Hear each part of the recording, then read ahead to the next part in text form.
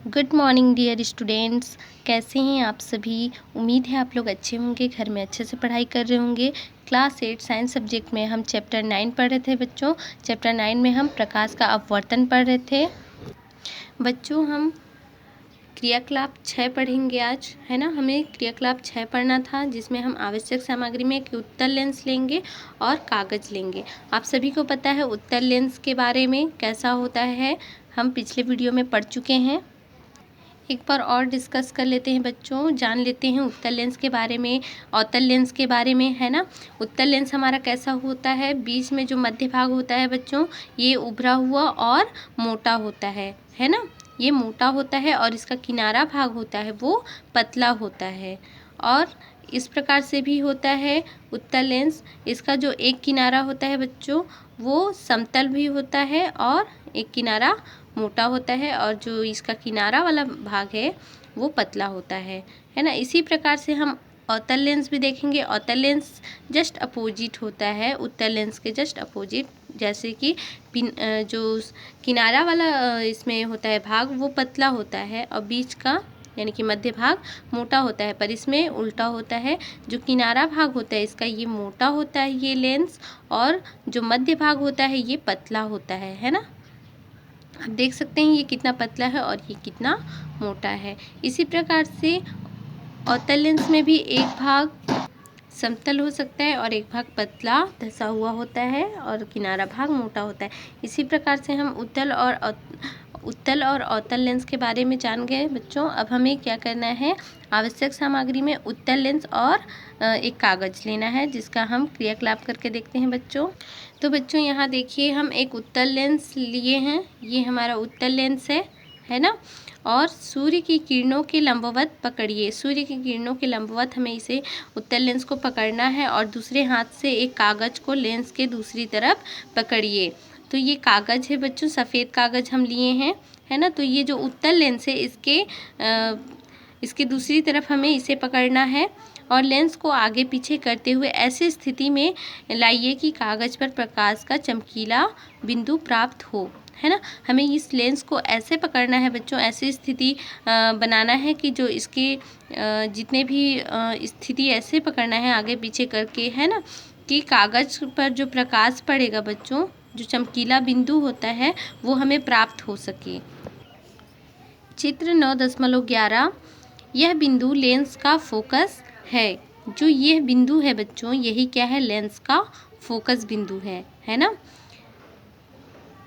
Lens को 1 या 2 minute तक रखें। हमें लेंस को 1 या 2 मिनट तक रखना है। तो आप पाएंगे कि कागज़ जलने लगता है। यदि किसी सादे कागज़ के स्थान पर कार्बन पेपर प्रयोग में लाया जाए, कार्बन पेपर आप सभी जानते हैं बच्चों, है ना, जिसमें आप लिखेंगे तो वही लिखावट दूसरे पेपर में भी हो जाता है, ये कार्बन पेपर होता है। तो कार्बन पेपर प्रयोग में लाया जाए तो यह अपेक्षाकृत बहुत ही कम समय में जलेगा। यदि हम कागज़ की जगह पे कार्बन पेपर लेंगे तो वो और भी जल्दी जल जाएगा, ठीक है। तो हमें क्या करना है, ऐसी स्थिति में हमें उत्तल लेंस को रखना है बच्चों, और उसकी दूसरी ओर हमें कागज़ को रखना है, ताकि जितने भी किरणें पड़ती हैं, सूर्य की किरण पड़ती हैं, वो क्या होती हैं, उनकी किरणें जो कागज़ है उस पर उस केंद्रित बिंदु पर पड़ती है और चमकीला वाला भाग पड़े, इस प्रकार से रखना है। और वो कागज़ क्या होता है, कुछ मिनट बाद यानी कि 2 मिनट बाद, 1 या 2 मिनट बाद वो जलने लगता है, ठीक है। इसी कागज़ की जगह पे यदि हम कार्बन पेपर लेते हैं तो कार्बन पेपर और भी जल्दी कम समय में जल उठता है, ठीक है बच्चों। यहाँ पर एक और बात है, हम अभिसारी अपसारी पढ़े थे, है ना। जो हम उत्तल लेंस और अवतल लेंस, इसमें जो डिफरेंस पढ़े थे, अंतर पढ़े थे, उसमें हम पढ़े थे कि जो अभिसारी होता है ये उत्तल लेंस में होता है ना। अभिसारी लेंस भी कहते हैं, क्यों कहते हैं, क्योंकि ये जितने किरणें हैं बच्चों उनको केंद्रित करते हैं, है ना, इसको केंद्रित किया हुआ है, इसलिए ये उत्तल लेंस हमेशा किरणों को केंद्रित करते हैं। और अवतल लेंस क्या करते हैं, हमेशा जो किरणें हैं उनको फैलाते हैं, है ना, वो फैल जाते हैं। तो फैलने के कारण उसे हम अपसारी लेंस कहते हैं। यहाँ हम देखते हैं उत्तल लेंस के फोकस पर रखा कागज़ का टुकड़ा, है ना, उत्तल लेंस के फोकस पर। इसे फोकस, क्योंकि जहाँ पर ये केंद्रित हो रहा है बच्चों, यही हमारा क्या है, फोकस बिंदु है ना, या फोकस है। तो उत्तल लेंस के फोकस पर रखा कागज का टुकड़ा सूर्य किरणों के अपसारी होने के कारण जलने लगता है ना। यहाँ पर क्या है, उत्तल लेंस के फोकस पर रखा जो कागज है बच्चों, इसका जो टुकड़ा है, कागज का टुकड़ा सूर्य के किरणों के अभिसारित, है ना, अभिसारित हो रहा है। ये मतलब केंद्र बिंदु पर सभी किरणें एकत्रित हो रहे हैं, अभिसारित हो रहे हैं। तो अभिसारित होने के कारण ये क्या होता है, जलने लगता है। अभिसारित होने के कारण जलने लगता है ये कागज। अब देखिए 9.2.3 उत्तल लेंसों से प्रतिबिंबों का बनना। उत्तल लेंसों से किस प्रकार से प्रतिबिंब बनते हैं बच्चों, उनके बारे में हम पढ़ेंगे। क्रियाकलाप 7 देखेंगे, ठीक है। क्रियाकलाप 7 में हम देखते हैं, आवश्यक सामग्री में हम उत्तल लेंस लेंगे, मोमबत्ती लेंगे, है ना, जो कि वस्तु है हमारा, एक मोमबत्ती क्या है, वस्तु है। पर्दा लेंगे, चौकोर फुट्ठे पर सफ़ेद कागज़ गोंद से चिपका कर एक पर्दा हम लेंगे, है ना। जो चौकोर फुट्ठा रहेगा बच्चों, उस पर सफ़ेद कागज़ गोंद से चिपका हुआ रहेगा। और 3 लकड़ी के गुटके लेंगे। इस प्रकार से आप डायग्राम में देख सकते हैं, ये 3 गुटके लिए हुए हैं लकड़ी के। और माचिस लेना है और आलपीने या फिर कीले लेना है ना। ये हमारा वस्तु है, यानी कि मोमबत्ती है। ये हमारा उत्तल लेंस लिए हुए हैं, है ना। और ये हमारा क्या है, पर्दा है ना, जिसमें हम चौकोर फुट्ठे का पर्दा है। इसमें हम गोंद की सहायता से सफ़ेद कागज़ चिपकाए हैं, ठीक है। अब हम देखते हैं बच्चों, उत्तल लेंस को लकड़ी के गुटके पर दरार बनाकर फंसाएं, है ना। ये जो लकड़ी के गुटके हैं बच्चों, इसमें हमें थोड़ा दरार बनाकर इन्हें फंसाना है, उत्तल लेंस को फंसाना है, मोमबत्ती को और ये जो पर्दा है उसे। चित्र 9.12 दूसरे गुटके पर मोमबत्ती को रखिए, तीसरे गुटके पर पर्दे को आलपीनों की सहायता से फंसाएं, है ना। तीसरे गुटके पर हमें क्या करना है, पर्दे पर आलपीनों को फंसाना है, आलपीनों की सहायता से फंसाना है। चित्रानुसार इनको रखिए। चित्रानुसार हम इनको रख दिए हैं, देख सकते हैं। और अब पर्दे की व्यवस्था को इस प्रकार आगे पीछे सरकाइए कि मोमबत्ती की लौ का प्रतिबिंब अधिकतम चमकीला हो। आप पाएंगे कि वस्तु यानी कि मोमबत्ती की दूरी लेंस के सापेक्ष बदलने पर प्रतिबिंब की दूरी तथा प्रकृति पर बदलती है ना।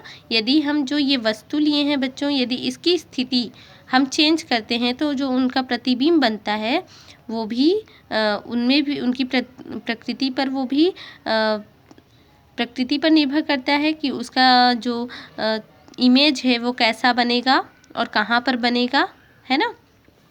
तो ये जो वस्तु है बच्चों, उस पर निर्भर करती है, उनकी दूरी पर निर्भर करती है कि वह वस्तु कहाँ पर रखी हुई है, ठीक है। तो उसके लेंस के सापेक्ष बदलने पर प्रतिबिंब जो बनता है हमारा, वो दूरी तथा प्रकृति पर निर्भर करता है, ठीक है। उस पर ही वो प्रकृति पर बदलती है, ठीक है बच्चों। अब हमें जो इसकी स्थिति या फिर हम जिस प्रकार से रखे हैं बच्चों, उनको ध्यान देना है कि जो हम लेंस रखे हैं इस प्रकार से हमें वस्तु को रखना है और लेंस को, ताकि जो इसके चमकीले भाग हैं वो लेंस पर पड़े, और जो लेंस के बाद यहाँ पर जो इमेज है वो इमेज कैसे बनेगा, हमें इसको सरका कर अच्छे से व्यवस्थित रूप से रखना है ना। तभी हमारा जो मोमबत्ती की लौ का प्रतिबिंब है अधिकतर जो चमकीला प्राप्त होगा, ठीक है बच्चों। विभिन्न स्थितियों में बनने वाले प्रतिबिंबों की स्थिति, आकृति व प्रकृति को नीचे दी गई सारणी 9.1 में लिखिए। इसकी जांच दिए गए चित्रों 9.13 क, ख, ग, घ, अंग, अण द्वारा कीजिए, ठीक है।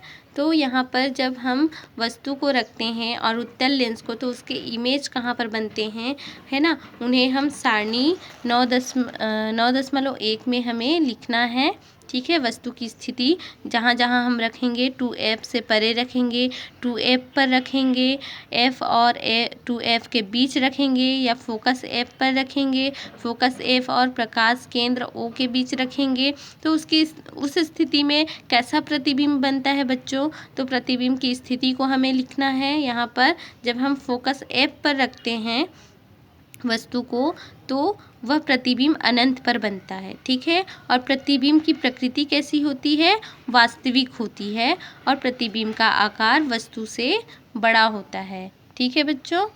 तो इसी प्रकार से हमें इनकी स्थिति यदि 2F से परे रखेंगे तो प्रतिबिंब की स्थिति को बनाना है, प्रतिबिंब की आकृति को बताना है, और प्रतिबिंब का आकार हमें बताना है। तो यहाँ पर देखिए, हम इसे पहले समझ लेते हैं। उत्तल लेंस है ये, है ना, और ये हमारा जो रखा हुआ है ये वस्तु है, मोमबत्ती जिसे हम लिए हैं, ठीक है। तो इसके बारे में हम थोड़ा सा देख लेते हैं बच्चों। ये हमारा क्या है, उत्तल लेंस है ना। उत्तल लेंस को हम देखते हैं ये कैसा होता है, मोटा होता है। यदि हम इसका वक्र हम बनाएं, ये एक वक्र के रूप में होता है, इसका हम एक वक्र बनाएं तो ये एक वक्र बन जाएगा गोल। इसका भी हम एक वक्र बनाएं तो ये भी गोल बन जाएगा, है ना। ये थोड़ा बड़ा बनेगा तभी गोल होगा, ठीक है। तो आप ये ध्यान दीजिएगा कि जो ये वक्र बनता है इसका एक केंद्र बिंदु होता है। तो इसका ये जो वक्र है ये गोला, इसका केंद्र बिंदु है, इसका केंद्र बिंदु यहाँ बीच में मध्य भाग में होगा।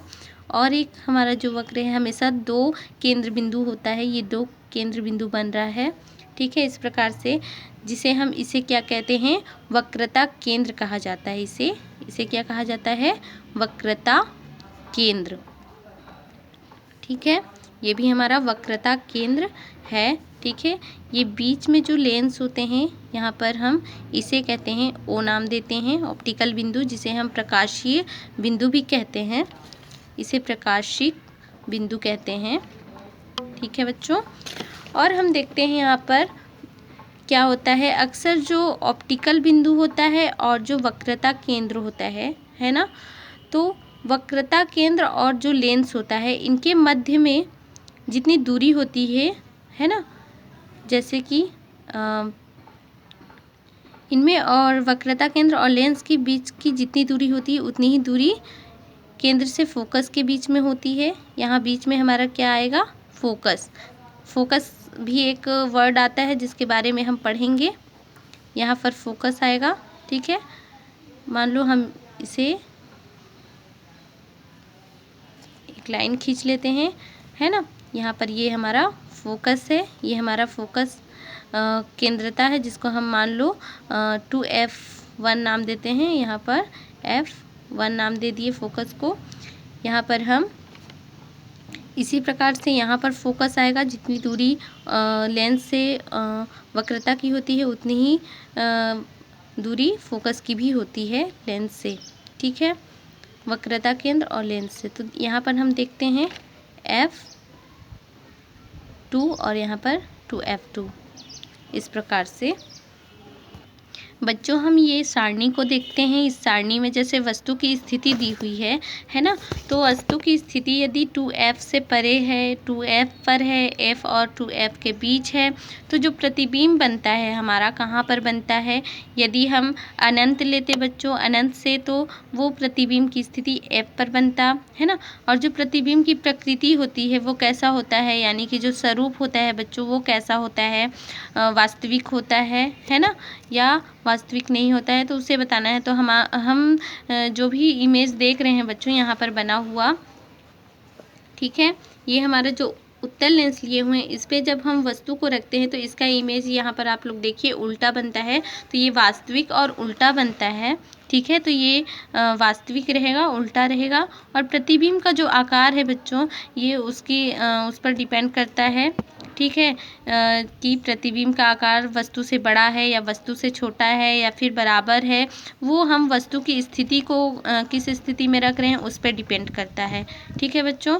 तो यहाँ पर हम देखते हैं कुछ इमेज यहाँ पर बनाए गए हैं, क, ख, ग, घ और अड़ा।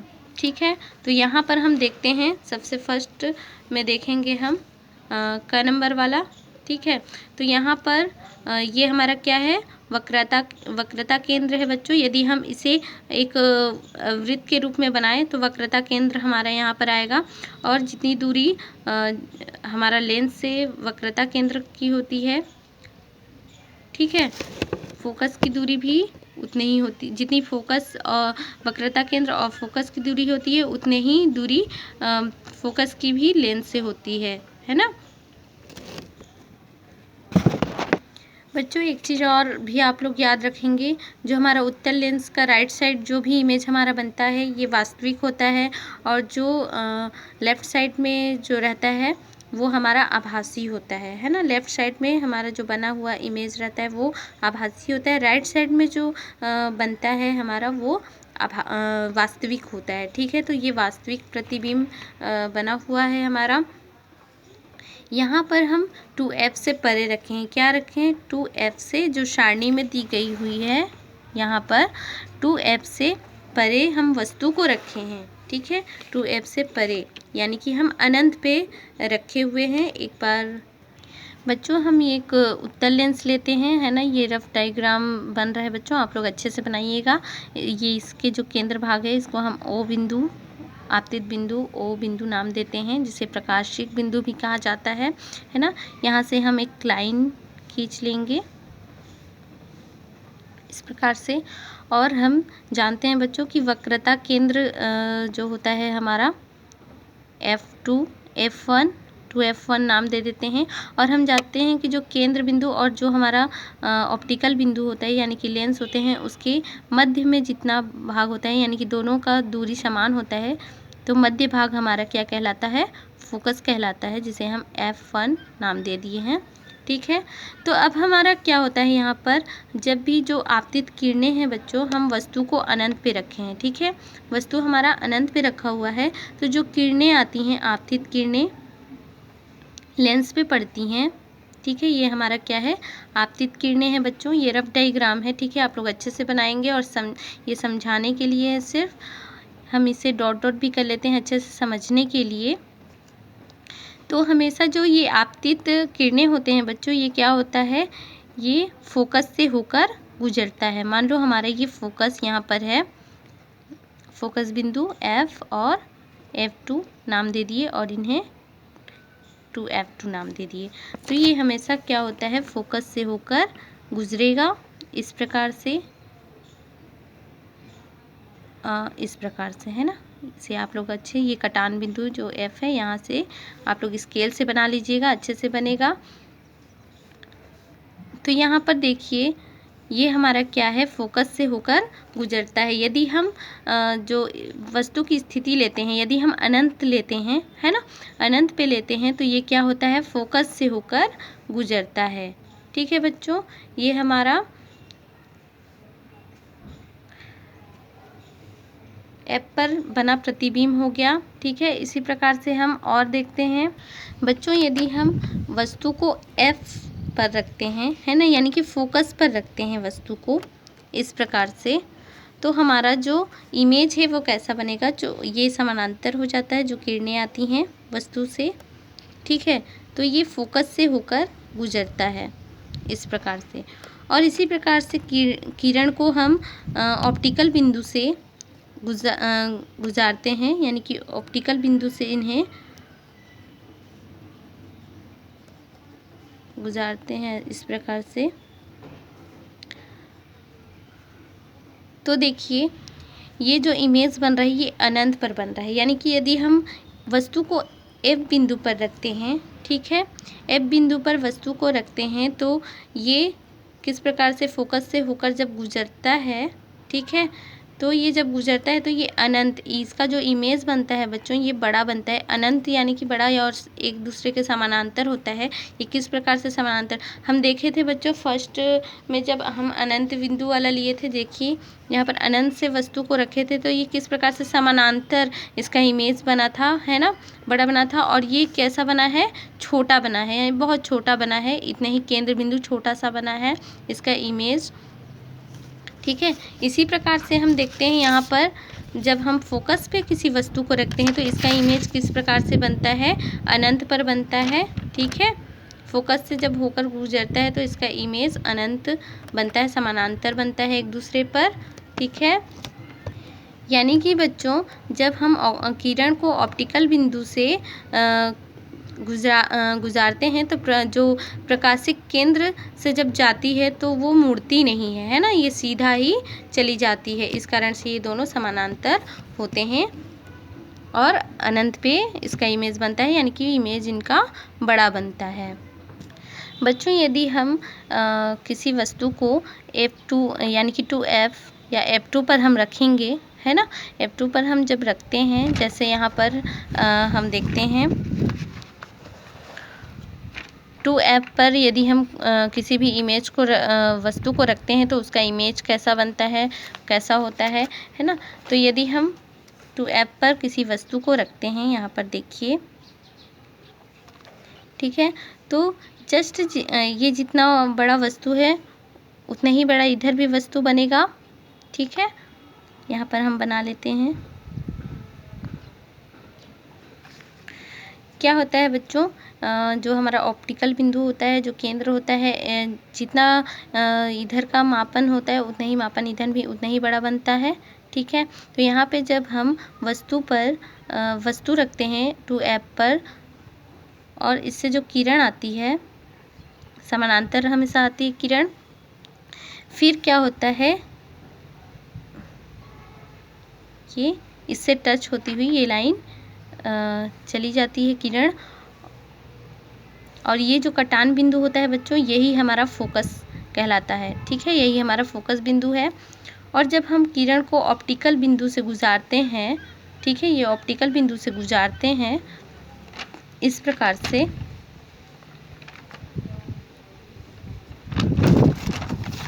तो ये इसे काटती हुई इसकी इमेज बन जाती है ना। इस प्रकार से आप लोग स्केल से करेंगे तो अच्छे से बनेगा। तो बच्चों इससे आप लोग समझ गए होंगे कि यदि हम किसी भी वस्तु को 2F पर रखते हैं तो उसका प्रतिबिंब भी 2F पर ही बनता है ना। और जो इसका स्वरूप होता है ये क्या होता है, उल्टा होता है, वास्तविक होता है। ठीक है, और यदि इसका आकार देखेंगे तो ये बराबर होता है, जितना बड़ा इधर होता है ये भी उतना ही बड़ा होता है। ठीक है, दोनों का आकार सेम होता है। तो इस प्रकार से हमें सारणी को भरना है बच्चों, कैसा इमेज बन रहा है और उनका आकार कैसा है, उनका स्वरूप कैसा बन रहा है, प्रतिबिंब कैसा बन रहा है, इस प्रकार से हमें उन्हें लिख लेना है। जैसे यहाँ पर यदि हम 2F पर रखें, ठीक है, तो 2F पर जब हम रखते हैं तो प्रतिबिंब की स्थिति कैसा होता है, 2F पर ही होता है बच्चों। और प्रतिबिंब की जो प्रकृति होती है वो वास्तविक होती है, उल्टा होती है। और प्रतिबिंब का जो आकार होता है बच्चों, ये प्रतिबिंब का आकार बड़ा होता है। ठीक है, बराबर होता है, प्रतिबिंब का आकार बराबर होता है। तो इस प्रकार से हम वस्तु को F और F2 के बीच में रखकर देखना है, फिर उसका इमेज कहाँ पर बनता है, कैसा होता है। फोकस पर जब हम रखते हैं तो ऐसा ही बनता है, आप लोग देख चुके हैं। फोकस F और प्रकाश केंद्र O के बीच रखेंगे तो कैसा इमेज उसका बनेगा, कहाँ पर बनेगा, कितना बड़ा होगा या छोटा होगा। तो इस प्रकार से हमें सारणी को भरना है बच्चों। ये आप लोगों का होमवर्क है, आप लोग नोट कर लीजिए। ये सारणी 9.1 आप लोगों का होमवर्क है। इसे आप लोग सारणी को बनाएंगे और मेरे व्हाट्सएप नंबर पर सेंड करेंगे। ठीक है, और इनके इमेज भी आपको बनाकर दिखाना है। ठीक है, आप लोग चित्र डायग्राम बनाकर दिखाएंगे।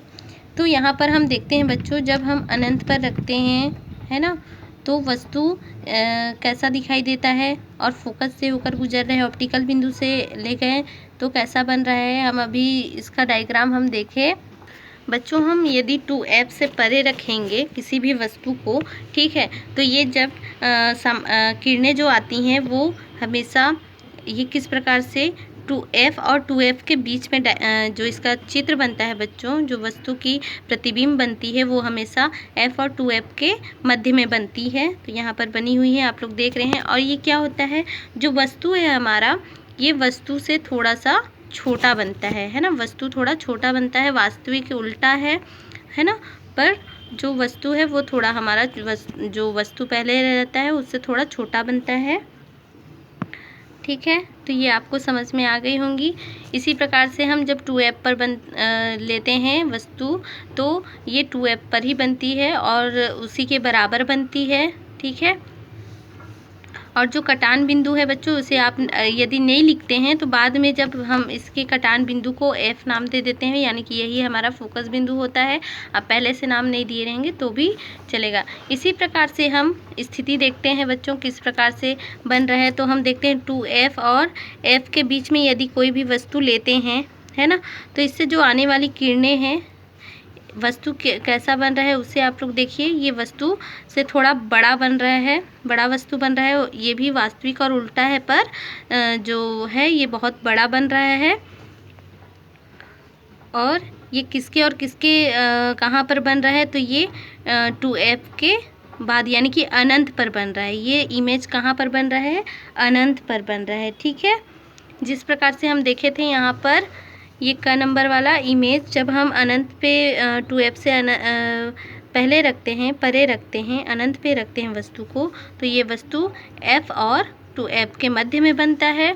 इसी प्रकार से जब 2f के मध्य पर रखते हैं वस्तु, तो ये 2f पर ही बनता है। और जब हम 2f और f के बीच में वस्तु रखते हैं तो ये अनंत पर इसका इमेज बनता है, बड़ा बनता है। ठीक है, इसी प्रकार से घ नंबर देखेंगे बच्चों, जब हम f पर वस्तु को रखते हैं, है ना, तो ये f कटान बिंदु हमारा नाम हो गया। और ये समानांतर ऑप्टिकल बिंदु से जाता है, तो ये समानांतर इसका इमेज अनंत पर बनता है। फोकस पे रखेंगे किसी भी वस्तु को तो इसका इमेज अनंत पर और बड़ा बनेगा। ठीक है, इसी प्रकार से हम देखते हैं 2f और f, यानी कि अनंत पे जब वस्तु को रखते हैं, है ना, तो इससे जो किरण आती और हम कहाँ पर रखेंगे, दो जगह हम वस्तु को रखे हैं। लेंस और फोकस और लेंस के बीच यदि मध्य में हम लेते हैं बच्चों वस्तु को, तो ये जो किरणें आती हैं वो फोकस से होकर सीधी चली जाती हैं, यानी कि अनंत पर बन रही हैं। और यदि हम ऑप्टिकल बिंदु से लेते हैं तो ये मुड़ती नहीं है, ये सीधी चली जाती हैं, ये भी अनंत पर इसका इमेज बनता है बच्चों। ठीक है, तो इस प्रकार से हमारा जो डायग्राम बन रहा है, इस डायग्राम को आपको बनाना है होमवर्क में, और इस सारणी को इसी के अकॉर्डिंग आपको भरना है। ठीक है बच्चों, ये अच्छे से समझ में आ गया होगा। अब हम देखते हैं इस प्रयोग से निम्नलिखित निष्कर्ष निकाले जा सकते हैं। कैसे कैसे निष्कर्ष निकाले जा सकते हैं, इन्हें देखते हैं। तो सभी वास्तविक प्रतिबिंब जो पर्दे पर बनते हैं कैसे होते हैं, उल्टे होते हैं, है ना। जो पर्दे पर बनते हैं बच्चों वो सभी वास्तविक प्रतिबिंब उल्टे होते हैं। हम देखें सभी प्रतिबिंब उल्टे बने हुए थे, है ना। अब सेकंड में देखते हैं, जैसे जैसे वस्तु को लेंस के पास लाया जाता है ना, जैसे जैसे वस्तु को हम लेंस के पास लाते हैं प्रतिबिंब दूर हटता जाता है। जैसे यहाँ पर देखिए बच्चों, हम वस्तु को थोड़ा पास लाए हैं तो प्रतिबिंब और दूर बना है ना। और वस्तु को हम दूर लाते हैं तो वो पास बनता है, पर जैसे जैसे वस्तु को हम पास लाते हैं, लेंस के करीब लाते हैं, तो वो प्रतिबिंब है जो और दूर बनता है। तो ये जो हमारा प्रतिबिंब है बच्चों दूर बनता जाता है। ठीक है, जैसे जैसे वस्तु को लेंस के पास लाया जाता है, जैसे जैसे वस्तु को लेंस के पास लाया जाता है, प्रतिबिंब का आकार क्या होता है, बढ़ता जाता है। यहाँ पर आप लोग देखिए वस्तु को जैसे जैसे हम लेंस के करीब लाते हैं वस्तु को, तो ये प्रतिबिंब जो बनता है दूर बनता है और कैसा बनता है, बड़ा बनते जाता है ना, यानी कि प्रतिबिंब का आकार भी बड़ा बनता है। जब वस्तु लेंस के बहुत पास होती है वास्तविक प्रतिबिंब प्राप्त नहीं होता है ना। यदि हम वस्तु को लेंस के बहुत ही पास रखेंगे तो जो वास्तविक प्रतिबिंब है वो हमें नहीं मिलता है, यानी कि हमें प्राप्त नहीं होगा।